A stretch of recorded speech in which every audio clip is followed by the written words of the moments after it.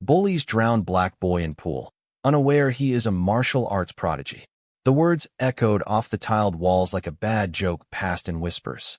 But it wasn't a joke. It was a scream. It was one of the boys, Jared, his face pale and dripping, backing away from the pool's edge as if the water itself had turned against him. The body in the water was still, motionless, limbs floating like seaweed. Eyes closed. "Ty," someone shouted. "Shit, he's not coming up, man. I didn't mean to." A bubbling sound broke through the surface. Everyone stopped. Bubbles first, then fingers, then a hand, gripping the edge of the pool like it meant to tear through the concrete. Water spilled over the rim as a boy rose, slow, deliberate, like something being summoned. Ty's eyes opened, and they weren't scared. They weren't desperate. They were calm, focused, and cold. Jared ran. Cam stumbled backward and slipped on the wet tile, his head cracking against the ground with a sound that silenced everyone. Ty stood waist-deep in the pool. He didn't speak, but he moved, and they would never forget what happened next. 2 months earlier, it always started with a whisper in the hallway. "That's him. The new kid. The quiet one. Think he talks. I heard he punched a teacher back in Jersey." They didn't know a thing. Tyrese Dalton moved like someone trying not to be seen. Not because he was scared. He just hated the way people looked at him. Especially here, at Briarwood High, where the halls smelled like hair gel and chlorine, and everyone already had a place. There was no place for him. He didn't eat lunch in the cafeteria. He sat under the old oak behind the gym, headphones on, eyes closed. He didn't need music. He just liked the quiet it gave him. His mom called it his inner space. "Just don't let inner space mean you get your ass kicked," she said once, folding laundry in their cramped living room. "You know how people are when they don't understand quiet." Ty shrugged. "I'm not scared." "I know, baby. I know you're not." She kissed his forehead like she used to when he was 5, not 15. That night, he trained in the garage after dinner. The mats were old, the punching bag duct-taped at the seams. But it didn't matter. What mattered was movement, flow, discipline. His grandfather's voice echoed in his head. Form before power, stillness before strike. He moved through the forms in silence, each breath measured, each motion clean.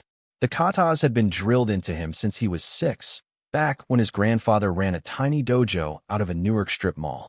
The old man was gone now, but Ty trained like he was still watching. He always was. At school, he was invisible for the first few weeks. People stared, but no one spoke to him. Then came the gym classes, the pool, the boys with names like Jared, Cam, and Brody. "You know how to swim, Dalton?"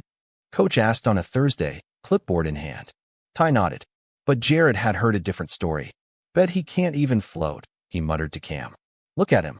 Skinny little Bruce Lee wannabe." Cam snorted. "Should have brought floaties." Ty ignored them, slipped into the water like a shadow, swam 10 clean laps while the rest messed around. Coach blew his whistle and told them to copy him. That didn't go over well. The next day, Jared bumped him in the hallway. Hard. "Watch where you're going, freak." Ty didn't respond. The bumping turned into tripping, then locker slams, then jokes made just loud enough to hear. It didn't get to him. Not really.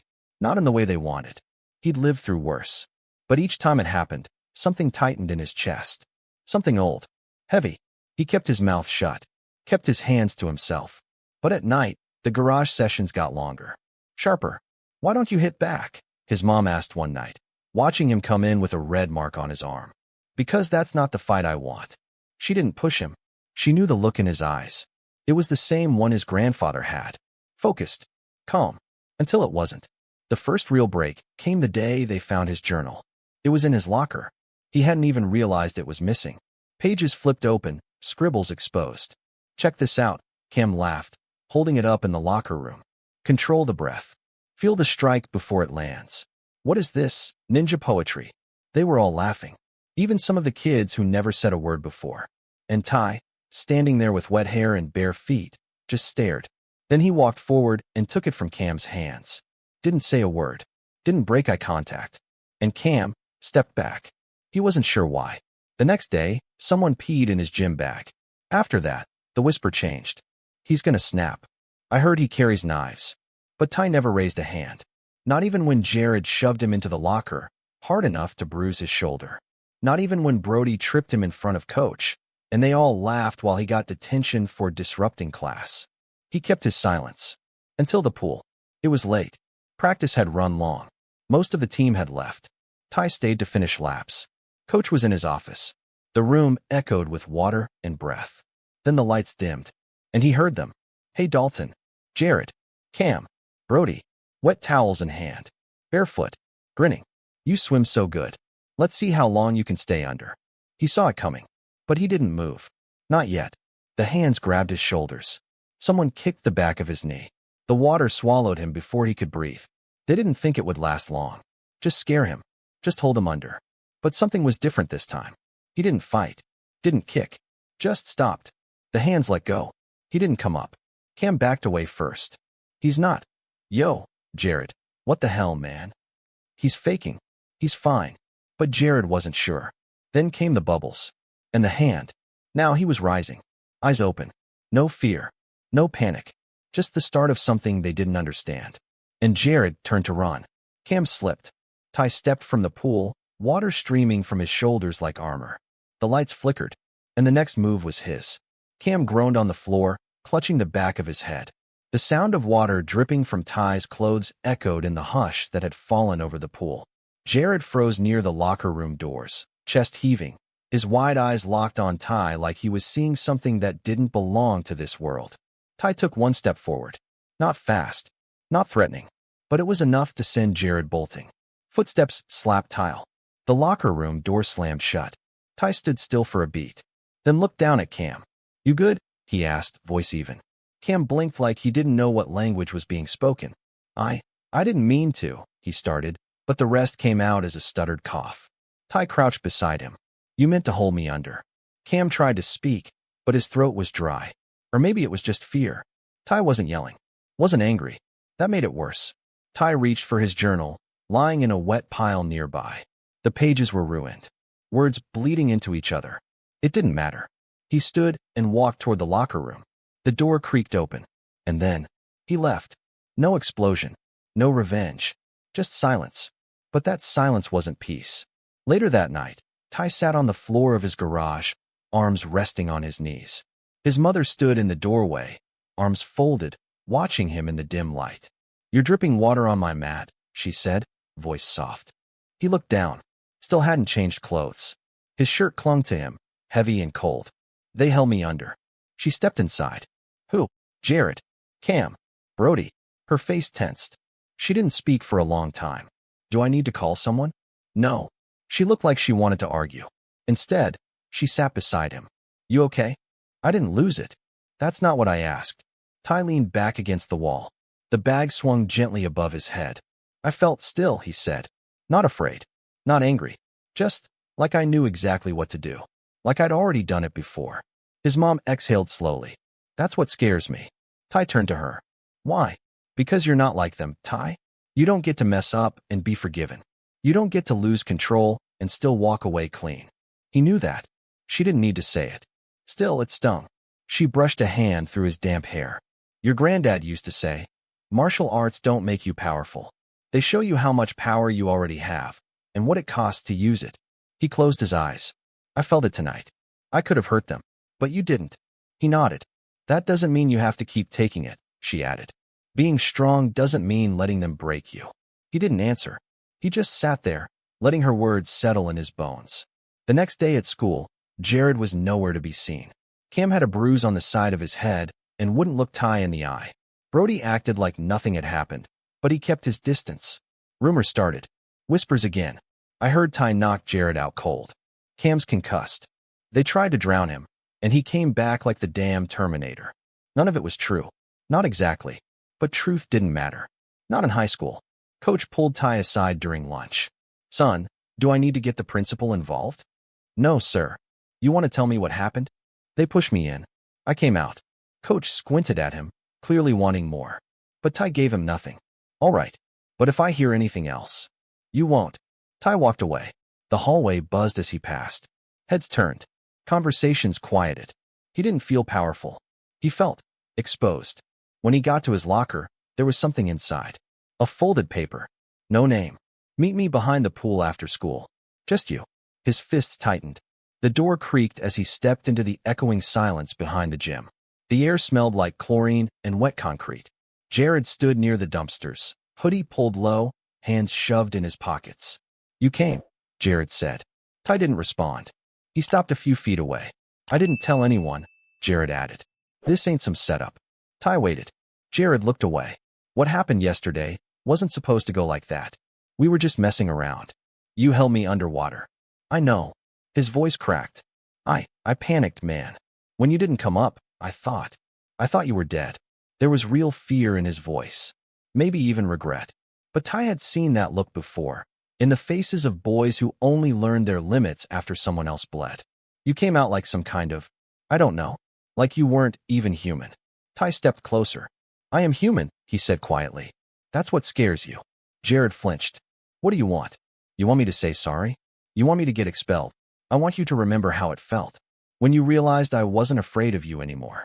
Jared looked down, said nothing. Ty turned and walked away. Behind him, Jared called out, "Are you going to tell anyone?" Ty paused. "No." Then he kept walking. That night, Ty opened a new notebook. The old one was still wet, pages curling like flower petals. He wrote one word: control. He stared at it a long time. He had it, but it felt like something else was coming. Something bigger. The next chapter was already writing itself. Ty woke up before the alarm. The room was quiet except for the slow whir of the ceiling fan and the faint sound of his mom getting ready for her shift. The air felt heavy, like the day was holding its breath. He sat up, stretched, and reached for his phone. 3 texts. Unknown, you really messed Jared up. Unknown, what else can you do? Unknown, can you teach me? He stared at the screen, then locked it and tossed it onto the floor. Word had gotten out. Not about what actually happened, but about what people thought happened. About the boy who didn't come up, then did. About the fight that never came, but somehow left blood in the water. At school, it was different now. Kids didn't bump him in the halls. They moved out of his way. Teachers called on him less. Jared was back, but quieter. He didn't look Ty in the eye. Cam was absent. Rumor was he'd gotten a mild concussion. No one said how. At lunch, Ty sat in his usual spot beneath the oak. The sun warmed the top of his head. His new notebook was open in his lap, blank except for that first word. Control. Someone walked up. He didn't look. "You're Ty, right?" The voice was sharp. Female. Not nervous. He glanced up. A girl stood in front of him, arms crossed. Brown skin, black box braids tied up high. She wore combat boots and an oversized hoodie with a band logo Ty didn't recognize. "I'm Lena," she said. "We've got bio together." He nodded. "You sit in the back. You don't talk much." "Neither do you." She smirked. "Yeah, but when I do, it's not to people who ignore everyone." Ty closed his notebook. "You need something?" She stepped forward and sat down beside him like she owned the grass. "I saw you come out of that pool." He said nothing. "I was leaving practice. Nobody saw me. But I saw you." Still nothing. "You didn't just come up for air. You came up like you were in control the whole time." He turned to her now, looked at her fully. "What do you want?" "I want to know who taught you." He stared at her. "You're not afraid," he said. "No, but I've been watching you long enough to know you're not either. That makes us rare." He waited. "My uncle used to teach Krav Maga," she said. "Taught me until he moved to Detroit. I've been training at this sad kickboxing place in the mall since, but it's all cardio and yelling. And I want to train with someone real." He raised a brow. "You think that's me?" "I know it is." The oak tree swayed a little. The wind picked up. "You're serious," he said. "I don't joke. And I don't beg." He studied her a long time, then nodded once. "After school. My place." They trained in the garage, barefoot on the old mats. She didn't flinch when he showed her the first form. She didn't complain when she fell. She got back up every time. "Where'd you learn all this?" she asked during a water break. "My grandfather. He called it Goju-ryu. Old style. From Okinawa." "Why don't you fight back at school?" He sipped from a plastic bottle. "Because they want me to." She watched him carefully. "That's not the answer most people give." "I'm not most people."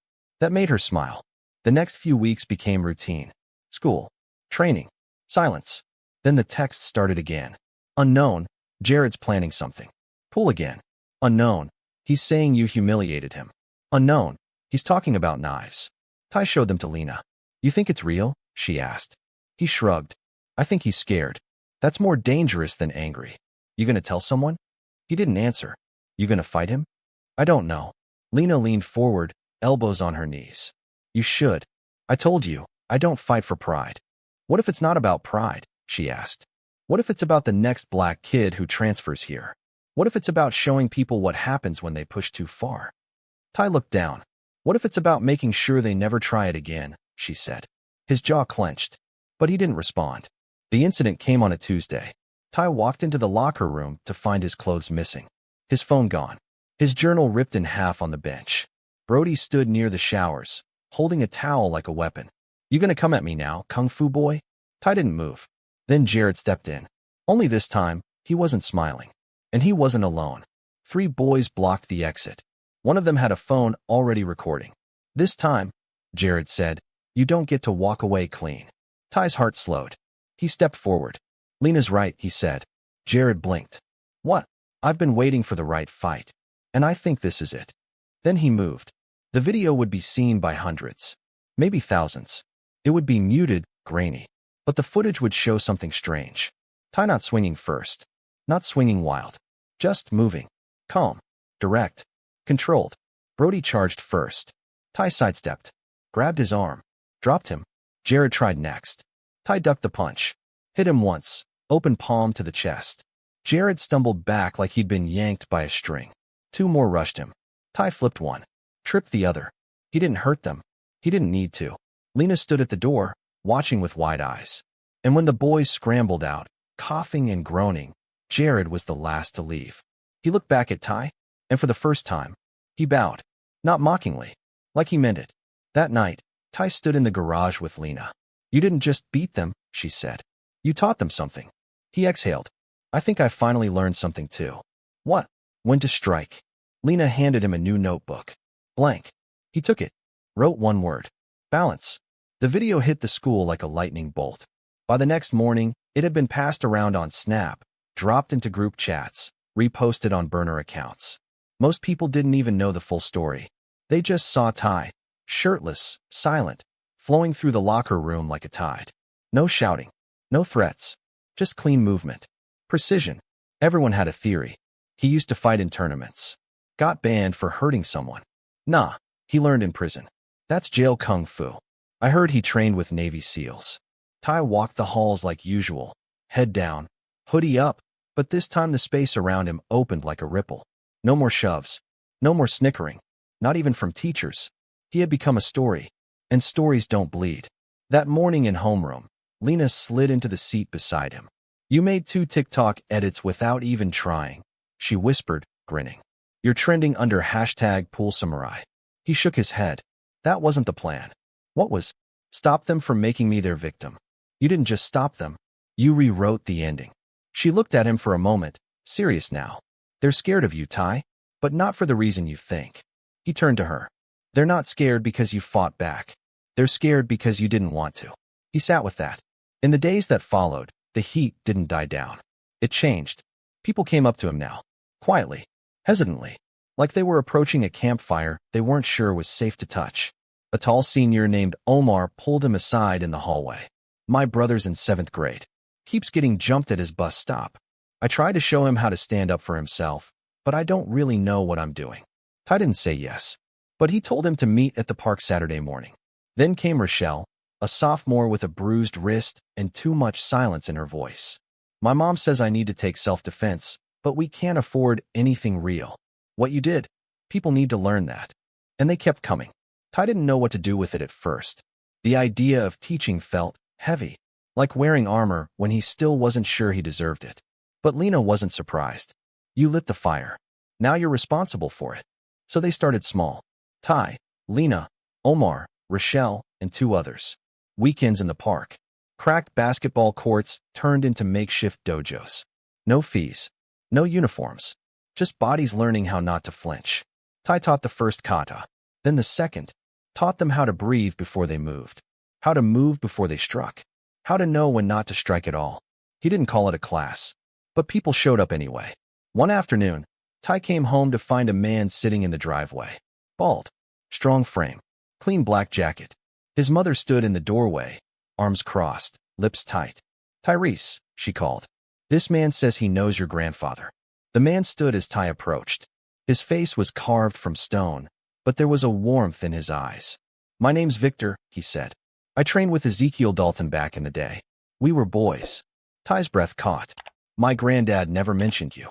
He wouldn't. Wasn't the bragging type. But I saw that video. I knew that style. That flow. "That's Ezekiel, clear as day." He offered his hand. Ty shook it. Victor leaned in. "I was there the night your grandfather beat 4 men outside a bar without leaving a bruise. He called it the gentle storm. Said power doesn't mean force. It means choosing when to use it." Ty felt something shift inside him. "You've been training these kids?" Victor asked. "Yeah." Victor nodded. "Good. But now you need to train yourself. The way your grandfather wanted." Ty frowned. "What does that mean?" "It means there's more to this than balance. Than control. There's truth you haven't touched yet." Ty didn't answer right away. "Come see me this weekend," Victor said, handing him a worn business card. "Forge Studio, South Newark." The address was handwritten. No logo.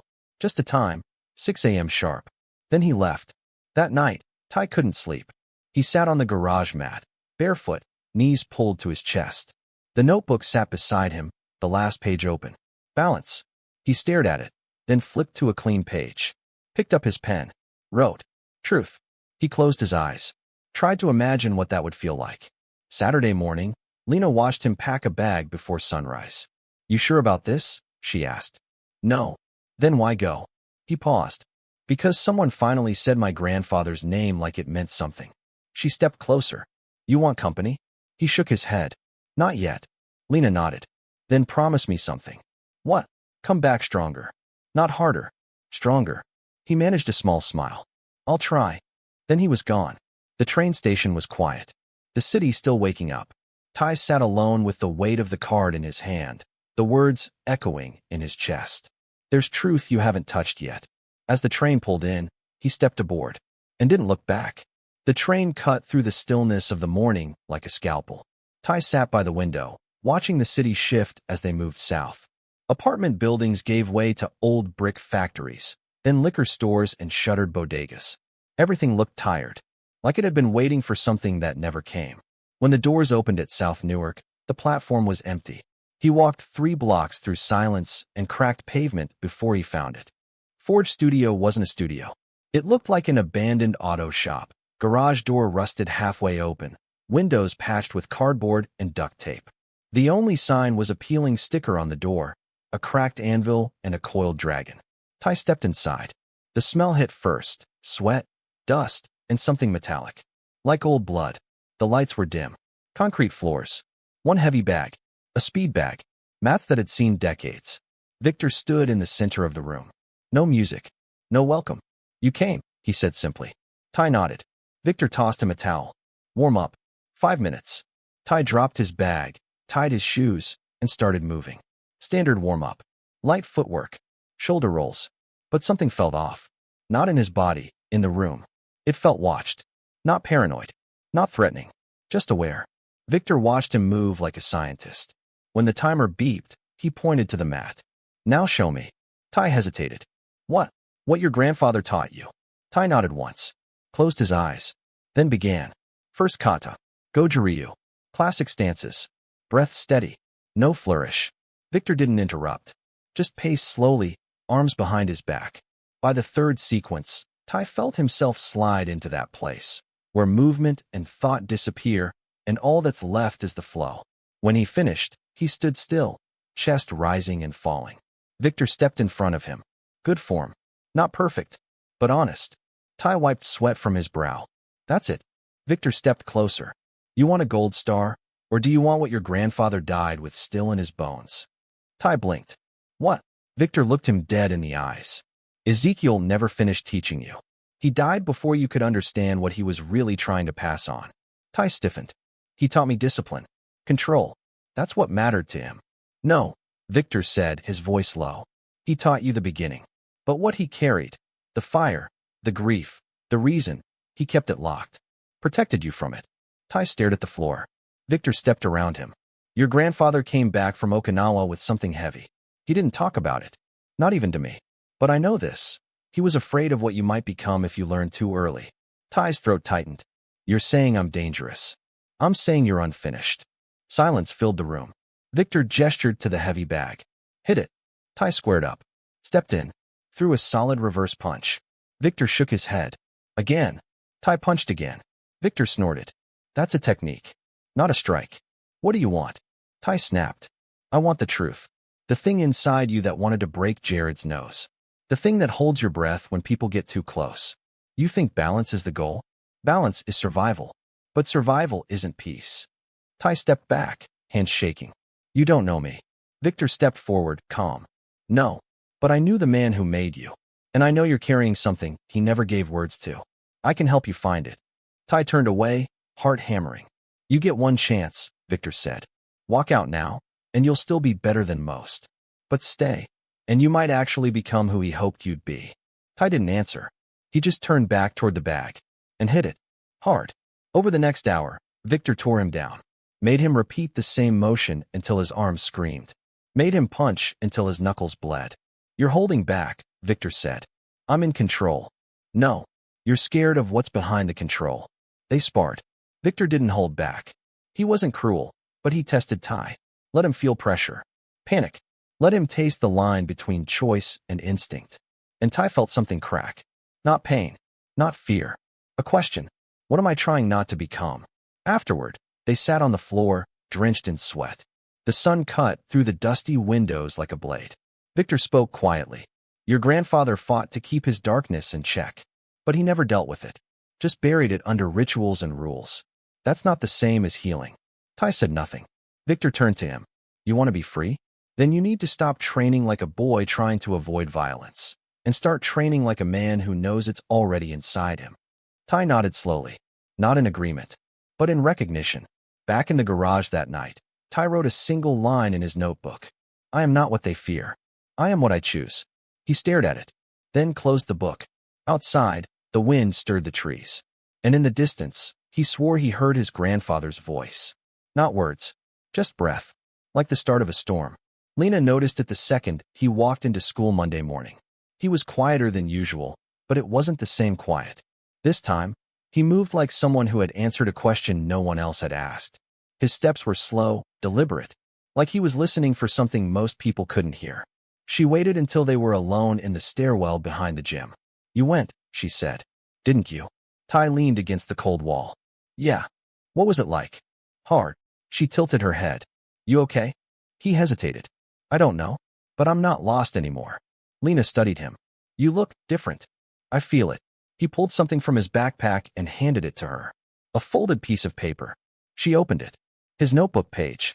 I am not what they fear. I am what I choose. Lena read it twice, then looked up. That's heavy. It's true. She folded it again, gently, like it was something sacred. You gonna teach them that? Tai exhaled. If they're ready. Word spread fast. The weekend class in the park turned into something else. More people came. Not just kids getting picked on. Not just those looking for a fight. Some were scared. Some were quiet. A few just stood at the edge, watching like maybe, if they stayed long enough, something in them might start to shift. Tai didn't advertise. Didn't promote. But by the third weekend, over 20 people had shown up. Lena ran warm-ups. Omar helped correct stances. Tai moved through the crowd, adjusting wrists, realigning posture. Calm. Focused. Present. After class, a boy with a split lip approached him. Can I ask you something? Tai nodded. The boy looked down. You ever want to just lose it? Like really lose it? Tai didn't answer right away. Then he said, every day. The boy looked up, startled. But I don't, Tai added. Because I know what it would cost me. The boy nodded slowly, and didn't ask anything else. That week, something shifted at school too. The whispers didn't stop, but they changed. They became quieter, less hostile. Jared kept his head down. Cam returned, said nothing. Brody avoided eye contact. People didn't look at Tai like a threat anymore. They looked at him like a mirror. And not everyone liked what they saw. Thursday morning, Coach pulled Tai aside. You've been busy, he said, leaning on his clipboard. I guess. Video of your little weekend class made it to the district. Tai stiffened. Is that a problem? Coach shook his head. No. It's impressive. A little unofficial, but impressive. He paused. There's a regional youth martial arts invitational coming up. No flashy sponsors. No trophies. Just respect. You want in? Tai blinked. I don't do tournaments. This isn't about points. It's about showing your form, representing your lineage. Ty hesitated. I don't need that kind of attention. Coach looked at him carefully. Maybe, but maybe it's time people saw you on your terms, not theirs. He handed Ty a flyer. Simple design. No logos. Just a list of names. One caught Ty's eye. Forge Studio, Newark, competitor, Dalton, Tyrese. His throat tightened. Victor had already entered him. That night, Ty stood in the garage, hands wrapped, staring at the heavy bag. The flyer lay on the floor beside him. Lena leaned in the doorway. So you're doing it? Ty nodded. You nervous? Not about fighting. Then what? He looked up. About what comes after.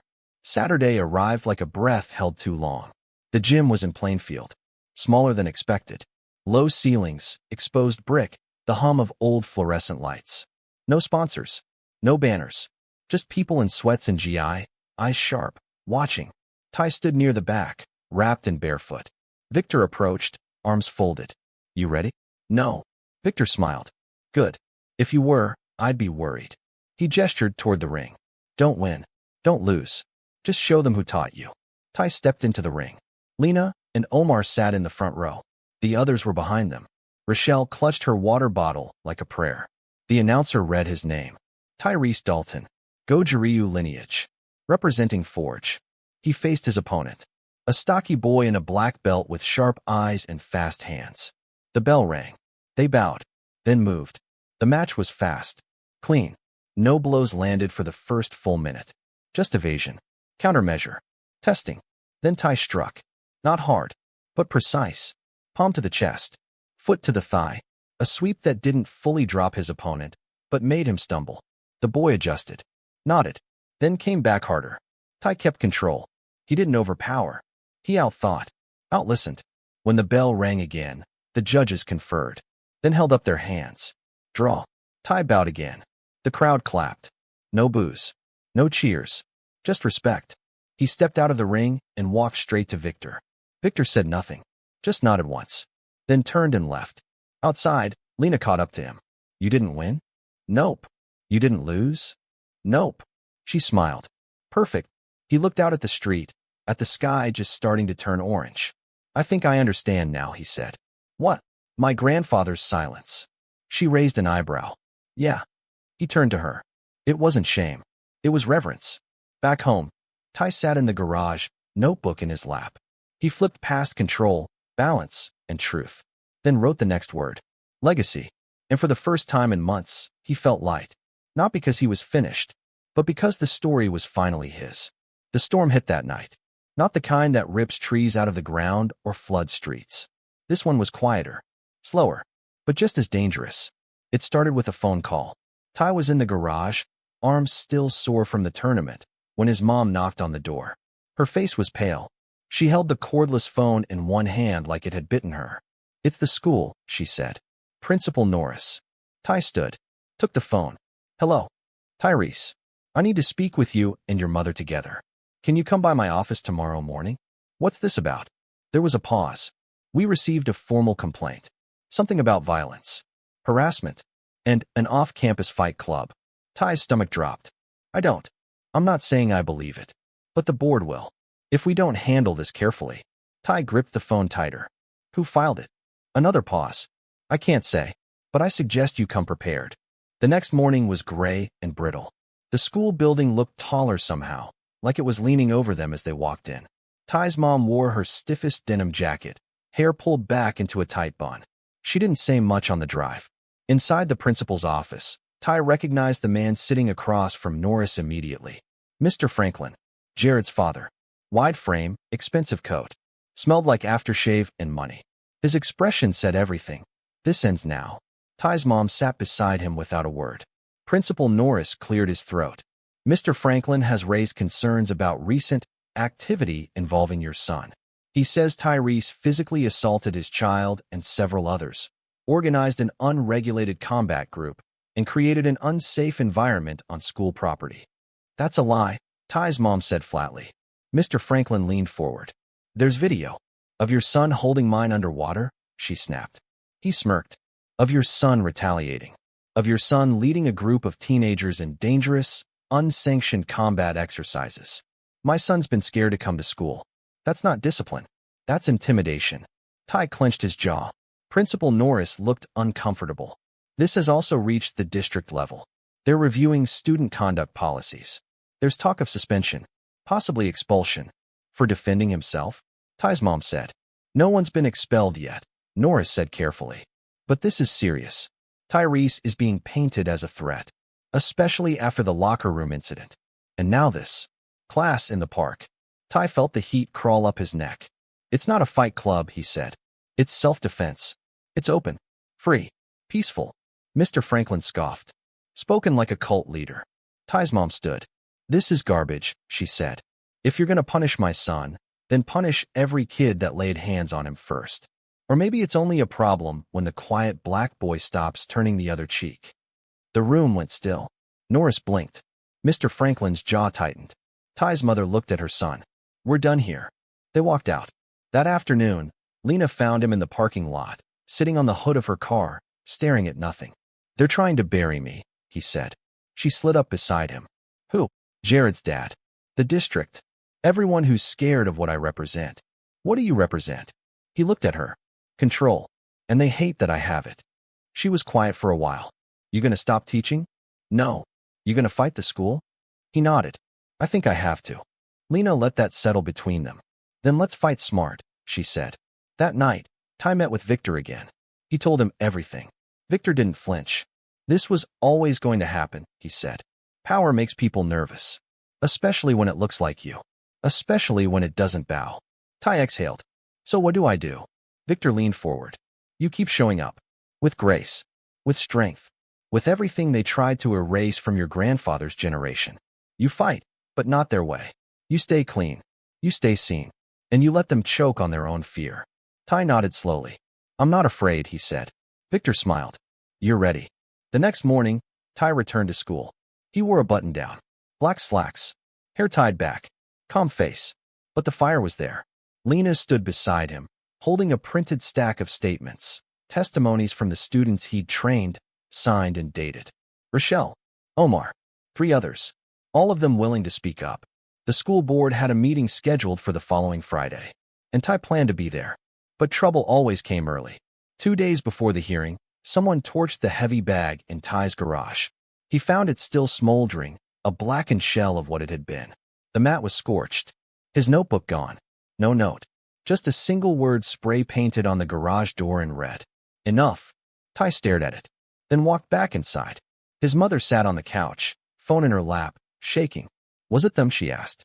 Do you know who? He didn't answer. He picked up the spare key, opened the old metal box his grandfather had kept locked. Inside, wrapped in cloth, was a single black belt. Frayed, faded, and beneath it, a folded letter. Ty unfolded it slowly. In his grandfather's scrawled handwriting. When they fear your hands, show them your heart. When they fear your heart, show them your mind. When they fear your mind, show them your name. Ty stared at the words, then grabbed a fresh notebook. On the first page, he wrote, My name is Tyrese Dalton. You will remember it. The day of the hearing came with thick clouds and a hard wind. The kind of weather that made everything feel heavier, slower. The school board met at the Downtown Education Center, a squat gray building with flickering lights and stale coffee in the lobby. Ty arrived in a black hoodie and slacks, shoulders straight, chin high. Lena walked beside him, expression unreadable. Behind them came Omar, Rochelle, and 3 others who had trained in the park. They weren't dressed for war, but it sure felt like it. Ty's mom was already waiting. She had on her church blazer, the one she only wore for funerals or job interviews. Today felt like both. Last chance to turn around, she said softly, brushing a wrinkle from his sleeve. He looked at her. I'm not turning around. She smiled. Just barely. Didn't think so. They stepped inside. The room was colder than expected. Rows of folding chairs faced a long desk where 6 board members sat. Middle-aged, mostly white, clipboards stacked in front of them like shields. Principal Norris was there. So was Mr. Franklin, sitting with crossed arms behind a lawyer in a sharp suit. Ty didn't look at them. He looked at the podium and walked toward it. They didn't announce his name. No one called him up. He just went and stood there. The room quieted. A woman in a teal blazer adjusted her glasses. Mr. Dalton, this is not a courtroom. You'll have 5 minutes for comment. This is simply a review of concerns submitted by a member of the school community. You've heard his concern, Tai said, voice steady. Now hear mine. That shut the room up. He reached into his folder and unfolded the charred corner of his old notebook. Held it up. This was mine. Someone burned it in my garage 2 nights ago. A pause. I've been assaulted, mocked, nearly drowned. And when I protected myself, I became the threat. A ripple of murmurs. You say you want to keep students safe, Tai continued. But what you mean is you want to keep them quiet. You want the ones like me, black, calm, focused, to stay invisible. Because the moment we show our strength, you don't know what to do with us. Mr. Franklin shifted in his chair. The lawyer opened his mouth, but said nothing. Tai turned toward the crowd now. I didn't start a fight club. I didn't retaliate. I trained. I taught others how to protect themselves. And the only reason I'm standing here today is because I refuse to let your fear of me define who I am. He stepped back from the podium. Not a word wasted. The board looked stunned. Then, behind him, Lena rose, followed by Omar. Then Rochelle. Each one took the mic for 60 seconds and told their story. How Tai had helped them feel stronger, safer, seen. By the time they finished, the room had shifted. The board conferred in hushed tones. The teal-blazer woman finally looked up. Mr. Dalton, there will be no expulsion, no suspension, but the district will place limits on off-campus activities held under school affiliation. Tai didn't smile. He didn't blink. He just nodded. Fine, he said. Then it won't be affiliated. But it'll still happen. The woman frowned. This isn't a warning, Mr. Dalton. No, he said. It's a beginning. Outside, the wind cut sharper. Lena let out a long breath. That could have gone so much worse. Yeah, but it didn't. Tai looked up at the sky. Clouds breaking. Light bleeding through. No, he said. It didn't. Behind them, someone clapped. Then another. Soon, half the group in the parking lot was clapping. Not loud, not dramatic. Just real. Honest. Tai didn't wave. Didn't take a bow. He just walked back to his mother's car, the wind carrying his silence like a banner. That night, he trained alone. The heavy bag had been replaced. A gift from Victor, dropped off without a word. Sleek. Heavy. Untouched. Until now. Tai stepped in front of it, unwrapped his fists, and struck. Not hard. Not angry. Just true. Each motion clean. Measured. Something beyond muscle now. Something deeper than breath. He wasn't just hitting a target. He was shaping something. Forging it. By the end of the session, sweat dripped from his jaw. His hands trembled, not from pain, but from release. He sat on the mat, opened his new notebook, turned to a blank page, wrote, Fire doesn't burn what it shapes. And below that, what they feared wasn't me. It was what I might awaken. In them. Somewhere, Jared watched the latest video on his phone. The one from the board meeting. The way Tai stood there, calm and unshaken. He turned off the phone, sat in silence. And for the first time in weeks, he wasn't angry. He was unsure, and maybe a little curious. Elsewhere, Victor stood alone in Forge Studio, watching a dusty photograph on the wall. Him and Ezekiel Dalton, standing side by side in front of a tattered ring. Victor nodded once, then whispered, He's ready. Back in the garage, Tai closed the notebook. Stood, breathed, not like a boy defending himself, but like a man preparing for what comes next. Saturday, sunrise. The park was quiet, dew still clinging to the grass. Tai stood barefoot in the center of the court, hoodie off, hands open at his sides. Around him, the students gathered, more than ever before. Not just the original crew. New faces too. Younger kids. High schoolers from other schools. Even a few adults. 27 people in total. No flyers. No website. Just word of mouth. Stories passed from one voice to another. The circle tightened as Tai stepped forward. We don't call this a dojo, he said. We don't call it a fight club. This isn't about trophies or black belts. Everyone listened. This is about the fire in you. The part that wants to be seen, wants to be safe, but never wants to hurt anybody unless you have to. He walked slowly around the circle, meeting eyes. People will try to make you feel ashamed of that fire. Like being strong is a problem. Like control is dangerous. But what I've learned, and what we're all here to keep learning, is this: strength is quiet. Real power never brags. And control is a form of love. He paused, looked at Lena, then Omar, then back at the circle. So let's train. Not to fight. Not to scare anyone. But to know ourselves better.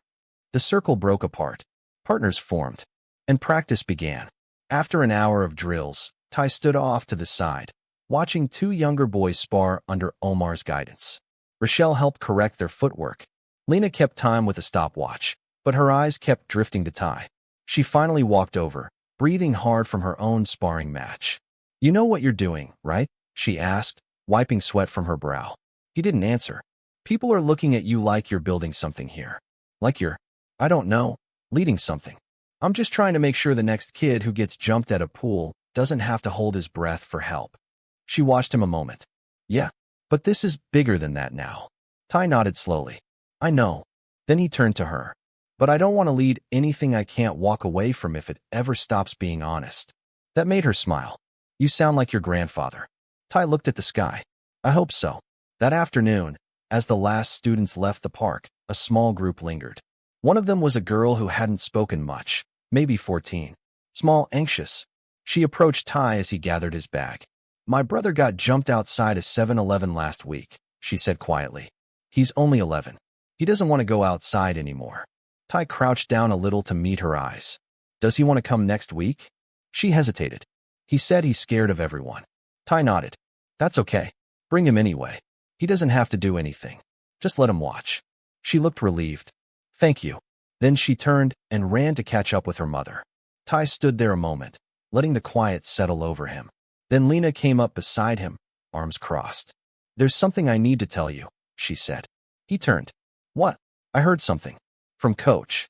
Ty's posture shifted. Lena continued. "There's talk.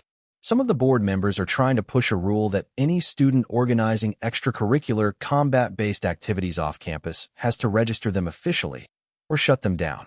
Ty frowned. "So they're not done?" "No," she said. "But neither are we." Later that night, Ty stood in the Forge studio with Victor. The space was lit by a single overhead bulb. No noise except their breath. Victor motioned to a crate in the corner. "I've been saving this," he said, "for someone who knew what to do with it."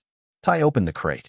Inside were scrolls, books, faded VHS tapes with handwritten labels. One read, "Ezekiel Dalton, 1986. Okinawa." Ty pulled it out, hands shaking. Victor spoke softly. "This is the part of your grandfather you haven't met yet. The one who went searching not for strength, but for meaning." Ty held the tape like a relic. "I want to learn everything," he said. Victor nodded. "Then let's begin." Meanwhile, back in town, Jared stood outside the burned-out shell of what had been an abandoned lot, now filled with police tape.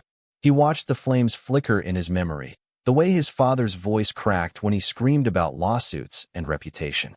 He thought about the board meeting, the calm in Ty's voice, the absence of fear, and for the first time in his life, he felt shame, not just for what he'd done, but for what he'd believed.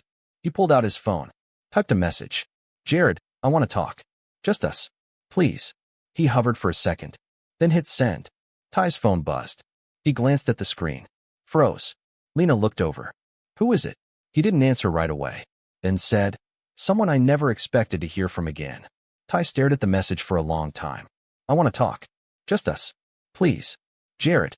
The phone sat on the edge of his desk like a loaded weapon. Lena leaned forward from the opposite side. "You think it's a setup?" "No," Ty said. "He could have done that a long time ago. This feels different." She watched him closely. "You gonna meet him?" He nodded slowly.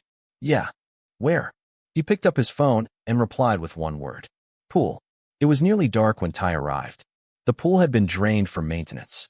The concrete floor was exposed, cracked, and stained. The echo of his footsteps bounced off the walls as he stepped through the back door. Jared was already there, sitting on the deep end ledge, legs hanging down like he was a kid again. Hoodie pulled over his head, backpack at his side. Ty didn't speak. He just stood. Jared didn't look up right away. When he did, his eyes were hollowed out with something that wasn't quite regret. It was older, like whatever he'd been holding on to had finally collapsed under its own weight. "I saw the video of you at the board meeting," Jared said. "Twice." Ty stayed quiet. "You didn't even sound angry," Jared continued. "That's what hit me. I would have been screaming, breaking stuff. But you just stood there, calm." He looked down at the floor of the empty pool. "I've been thinking about that day. The water. The way we laughed. The way we thought we had control." He paused. "And I've been trying to figure out when I became that person. The kind of guy who holds someone underwater to feel taller. Tai spoke, voice even. You weren't trying to feel taller. You were trying not to feel small. Jared's throat worked around a lump. My dad, he's always been this force. Says respect is earned through fear. That if you don't dominate first, you'll be the one crushed. I bought into that. I swallowed it. He looked at Tai, finally. But I think you already knew that. I didn't know, Tai said. I recognized it. Silence stretched between them. Then Jared stood, walked slowly toward the edge. I came here to say I'm sorry. Not because I want something. Not because someone made me. Just because it's time. Tai nodded once. Jared started to turn away. But then Tai spoke again. You're not done. Jared blinked. You apologized, Tai said. But now you have to live differently. That's the real part. Jared exhaled. Yeah, I know. He pulled something out of his bag.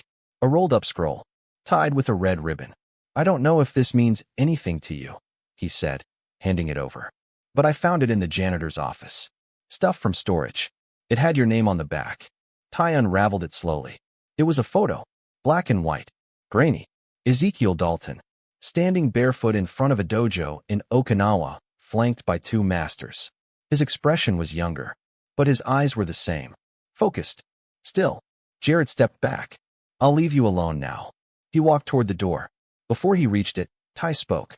You ever want to train for real? You know where we are. Jared didn't answer, but he paused just long enough for Tai to believe he might come back. The next morning, Tai brought the photo to Forge. Victor looked at it for a long time, thumb brushing across the edges like he was holding a piece of his own past. That was the day we stopped thinking we were students, Victor said softly, and realized we were part of something older than all of us. Tai set the photo on the shelf above the mats. Then it's time we teach it right. Victor smiled. Agreed. The park was full again by afternoon. Lena introduced a breathing exercise. Omar corrected foot placement. Rochelle helped a 10-year-old girl line up her stance. And Tai stood at the center of it all. Not as a leader, as a presence. The class flowed around him like a current. Until something made him stop. At the edge of the court, standing with a water bottle in one hand and a gym bag in the other, was Jared. He didn't say anything. Didn't ask for permission. Just nodded once. Tai nodded back and motioned him in. That night, Tai wrote in his notebook. Some people think legacy is what you leave behind. But maybe it's what you give away. One breath at a time. One lesson at a time. Until the story no longer needs your name to survive it. He closed the notebook. Set it down beside the old belt, still folded neatly in its cloth. Then sat in silence. And let the stillness say what words no longer needed to. Winter settled over the city like a slow breath. The trees in the park were bare now, branches clawing at the sky, and each morning started with frost on the benches where students waited for Tai. But they still came. Scarves tucked into coats, breath puffing in clouds, gloves peeled off before every warm-up. They came because the lessons meant more now. They came because what Tai built didn't feel like a class anymore. It felt like something between home and purpose. He kept showing up. Even when his knuckles cracked from the cold. Even when his legs ached from hours at Forge with Victor. Even when the district requests became veiled threats. They came for discipline, but stayed for something else. Clarity. Peace. Power that didn't need to prove itself. And every time a new student stepped onto the mat, awkward, nervous, scared, Tai welcomed them the same way. You're not here to become dangerous. You're here to become yourself. In late January, Principal Norris called him in again. This time, no board members. Just the man, his desk, and a folder with Tai's name on it. You've made it hard to ignore you, Norris said. Tai sat down calmly. That wasn't the goal. Still, people are talking. Good or bad. Depends on who you ask. He slid the folder across the desk. Tai opened it. Inside were transcripts, letters of recommendation, and something else. An invitation. The logo on the letterhead said Mid-Atlantic Martial Arts Exchange, an elite regional program. 6 weeks. Fully sponsored. Someone at Forge pulled some strings, Norris said. They don't take kids your age often. But they made an exception. Tai read the letter once. Then again. Is this real? He asked. Norris nodded. If you accept, it means traveling. It means leaving for a while. Missing school. And if I say no, you keep doing what you're doing. But doors like this don't open twice. Tai closed the folder. I'll think about it. That night, he sat in the garage, the invitation on one side, his notebook on the other. Lena came over after training. She saw the envelope and froze. Whoa, she said. Is that what I think it is? Tai nodded. Victor helped. She sat down next to him, legs crossed. So, I don't know, he admitted. Feels like leaving in the middle of the story. Maybe, she said. Or maybe it's the start of the next chapter. He looked at her. What if it falls apart while I'm gone? She smiled gently. It won't. Because you didn't build this to need you. You built it to teach us how to carry it. He breathed in slowly. I'm scared, he said. Good, she replied. Means you care about the cost. 2 days later, he stood in front of the class at the park. The frost was thick that morning, the sky pale and hard. They stood in a wide circle. Tai looked at every face. I might be leaving soon, he said. Just for a while. A few people looked surprised. Some nodded like they'd expected it. I got invited to something I never thought I'd be considered for. I'm still thinking about it. But if I go, I need you to promise something. The group waited. Don't stop showing up, he said. Not for me. For you. He turned to Omar. You lead warm-ups. To Rochelle. You hold the line. To Lena. You keep the spirit. She nodded. I don't know where this ends, Tai said. But I know this isn't the end. He bowed. And they bowed back. The next morning, he walked into Forge. Victor was already on the mat, wrapping his hands. You made a decision? He asked. Tai nodded. I'm going. Victor handed him a folded piece of cloth. When Tai opened it, he found his grandfather's black belt. Newly stitched, freshly cleaned, the frayed edges tucked into tight seams. He never got to pass it on, Victor said. Now you will. Tai held it in both hands, eyes stinging. He'd be proud of you, you know, Victor added. Not because you fought, but because you waited until it mattered to fight. That night, Tai wrote one final page before the trip. The words came slow, but clean. Some people try to burn your name to erase it. But fire doesn't destroy everything. It forges. And I was never what they feared. I was what they didn't understand. He paused, then added, but now they will. He closed the notebook, slid it into his bag. Outside, the wind moved gently through the trees. And for the first time in a long time, Tai slept without armor. The train pulled out of the station before dawn. The city blurred past the window, graffiti-covered walls, shuttered corner stores, rooftops rimmed with frost. Tai sat by himself, duffel bag at his feet, hoodie pulled halfway up, Victor's belt wrapped tightly around his wrist like a vow he wasn't ready to wear just yet. His mother had hugged him in silence that morning. No big speech, no tears, just a hand on his cheek and a whisper. Come back whole. That was all he needed. The Mid-Atlantic Martial Arts Exchange was held in a converted monastery in the Blue Ridge Mountains, now run by a quiet coalition of instructors from around the world. The week Tai arrived, snow still clung to the hilltops, and the cold air bit like truth. He was the youngest student there. The others were older, some in college, some from other countries, some clearly born with money and polished gyms. Tai had a second-hand duffel and years of training done on mats his grandfather duct-taped himself. It took him exactly 1 day to earn their respect, not because he was flashy, but because he didn't talk, didn't show off, and didn't flinch. Not even when he sparred with Mateo Santos, a Brazilian champion with a reputation for breaking ribs. Tai didn't win, but he didn't break either. And after, Mateo bowed to him with real respect. Never seen someone flow like that, he said. Like water with a spine. Tai bowed back. Goju-ryu, he replied. My grandfather taught me to listen before I move. The days at the monastery were brutal. Up before the sun, run through the pines, forms until your knees shook, sparring until your lungs burned. No phones, no distractions, just breath, sweat, discipline. But Tai wasn't alone. Lena wrote letters. Long ones, handwritten, always ending with the same sign-off. We're holding the line. You just keep walking it. Omar sent voice notes full of bad jokes and updates from the park. Rochelle corrected my stance today. I think I saw your ghost floating over her shoulder. And Victor? Victor sent one sentence. Every Sunday. The fire is watching. Then came the final week. Each student was asked to present something, not just a kata or a technique. Something personal, something rooted.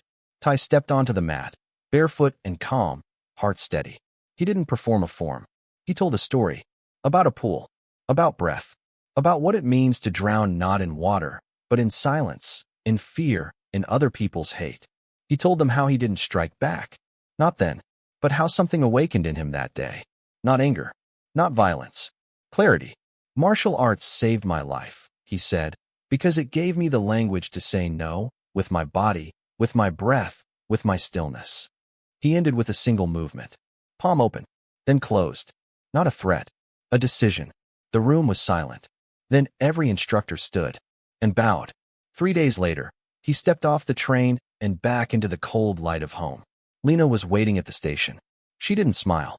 She didn't say, "Welcome back." She just hugged him hard. "You're different," she said. "I'm clearer," he replied.